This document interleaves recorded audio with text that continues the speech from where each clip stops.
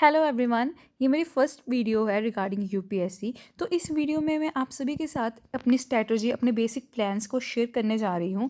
हो सकता है कि मेरे कुछ पॉइंट्स जो डाउट्स मुझे आए थे स्टार्टिंग में वो आपके लिए आपको भी आए हों। और अगर आप ये वीडियो देख रहे हैं तो हो सकता है कि आपके जो डाउट्स हैं दिमाग में यूपीएससी को लेके, आईएएस को लेके, अगर आपके कुछ डाउट्स हैं जो मेरे भी थे वो क्लियर अप हो जाएं। हो सकता है उसमें आपको कोई हेल्प मिले। सो स्टार्ट करते हैं एक मोटिवेशनल कोटेशन के साथ। Do not stop when you are tired, stop when you are done.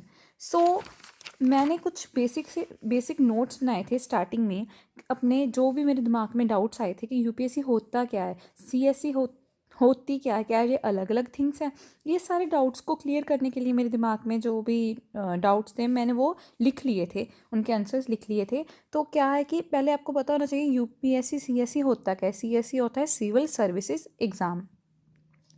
तो हाउ टू स्टार्ट आईएएस, कैसे हम स्टडी आईएएस की स्टार्ट करें। तो अगर आप आईएएस की आईएएस के एग्ज़ाम को क्लियर करने के लिए कोई प्लान बना रहे हो तो सबसे पहले आपको एक प्लान बनाना पड़ता है, 1 ईयर का प्लान।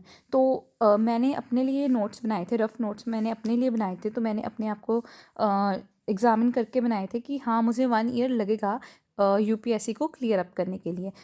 तो आपको पता है कि यूपीएससी होता क्या है, मदर ऑफ एग्ज़ाम होता है। तो इसके लिए रूटलेस आपको डिटर्मिनेशन चाहिए ही चाहिए। और एक दिमाग में बात होती है कि हमें एक दिमाग को इतना स्ट्रॉन्ग बनाना पड़ता है कि आपको ये नहीं है कि आप फर्स्ट ईयर में ही, फर्स्ट अटैम्प्ट में ही आप इसे क्लियर कर लो, सेकंड अटैम्प्ट में हो सकता है आप क्लियर करो, या थर्ड में हो सकता है क्लियर करो। इसलिए आपको अपने माइंड को बिल्कुल एक तरह से इतना इतना स्ट्रॉन्ग बनाना है कि आपको डीमोटिवेट बिल्कुल भी फील ना हो अगर आप इसे एक फर्स्ट या सेकंड अटैम्प्ट में क्लियर मत करो। तो थर्ड थिंग जो है मैं आपके साथ एक शेयर करना चाहती हूँ जो मोस्ट इम्पोर्टेंट है। कि जैसे कि अगर मैं अपनी एग्जांपल लूँ तो अभी मैं सेकंड, अगर आप मेरे जैसे आप कॉलेज के स्टूडेंट हो कि अभी आप एलिजिबल नहीं हो इस एग्ज़ाम को देने के लिए, बट आप सेकंड ईयर के हो या थर्ड ईयर के हो स्टूडेंट। तो अगर आप सेकंड या थर्ड ईयर के स्टूडेंट हो तो आपको क्या होता है कि हमें होता है कि हाँ मुझे 1 ईयर लगेगा। बट ये नहीं है कि अगर आपका आईएएस का प्लान है तो आप 100 में से 20 या फिर 30% थोड़ा सा टाइम आप इसे दे सकते हैं। तो अगर आप चाहते हैं कि ड्यूरिंग स्टडीज़ आप अपनी प्रेपरेशन को स्टार्ट करें तो आपको क्या है कि आप जो एनसीईआरटीज़ होती हैं, जैसे मैं अगर आपको बताऊं तो NCERT 6, 7th, 8th, 9th, 10th, 11th और 12th तक की एनसीईआरटीज़ आप अपने कॉलेज की स्टडी के साथ इसे कवर अप कर सकते हो। तो इससे क्या होता है कि अगर आप घर में कभी बोर हो रहे हो, अगर आप कॉलेज की स्टडी से बोर हो जाते हो तो हाफ आवर और 1 आवर, 1 ईयर होता है। अगर आप सेकेंड ईयर के स्टूडेंट हो, अगर आप फर्स्ट ईयर के स्टूडेंट हो या फिर थर्ड ईयर के स्टूडेंट हो, फ्री टाइम आप अपनी एनसीईआरटी की बुक को दे सकते हो, क्योंकि एनसीईआरटी ईजिली हम अपने स्टडी के साथ कवर अप कर सकते हैं। तो थर्ड, अगली थिंग जो मेन होती है कि कई बार हमारे माइंड में क्वेश्चन आता है कि हाँ हम हमेशा हमेशा कोचिंग लेनी ही ज़रूरी होती है, कि अगर हम कोचिंग के बिना क्या हम आईएएस के एग्ज़ाम को क्लियर नहीं कर सकते।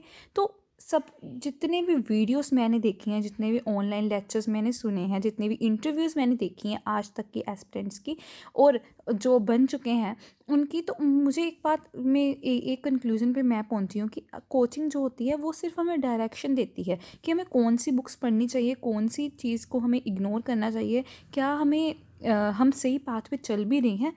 कि कई बार क्या होता है कि हम मेन जो पॉइंट्स होते हैं, मेन थिंग्स जो होती हैं वो उस पर फोकस नहीं करते। हम सिंपली जो नोट इतनी ज़्यादा यूज़फुल नहीं होती उन चीज़ों को कंसंट्रेट करके अपनी प्रेपरेशन करते रहते हैं। तो वो हमारे मार्क्स में, हमारे एग्ज़ामिनेशन की प्रेपरेशन में थोड़े से वो जो डिटर्मिनेशन हमारी है एग्ज़ाम को क्रैक करने में, उसमें वो एक तरह से स्टॉपेज लगा सकती है, स्टॉपेज का काम कर सकती है।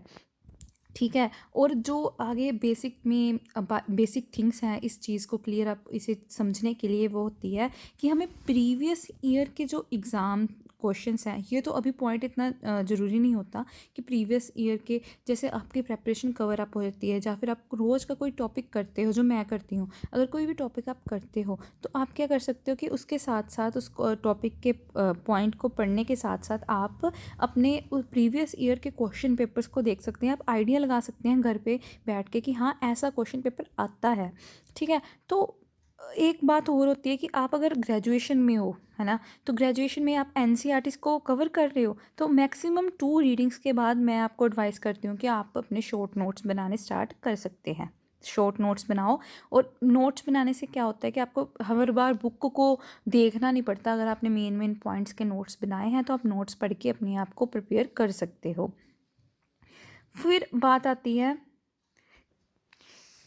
कि हम कैसे अपने आंसर राइटिंग को की स्पीड जो होती है उसे इंक्रीज़ करें। तो मैं आपको इस पाथ पे इस क्वेश्चन का आंसर यही देना चाहती हूँ कि आप जितना हो सके अपनी ऐसे राइटिंग की प्रिपरेशन करनी स्टार्ट कर दें।